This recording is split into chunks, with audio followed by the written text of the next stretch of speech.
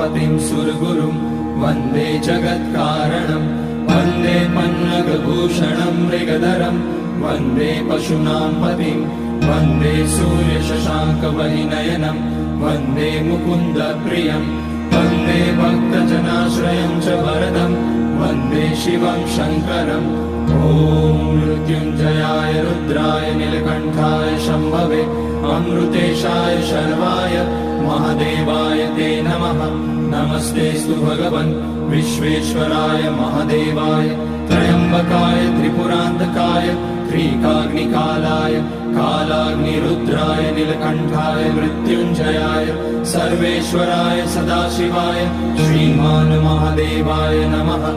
ॐ नमः शम्भवाय च मयोभवाय च नमः शङ्कराय च मयस्कराय च नमः शिवाय च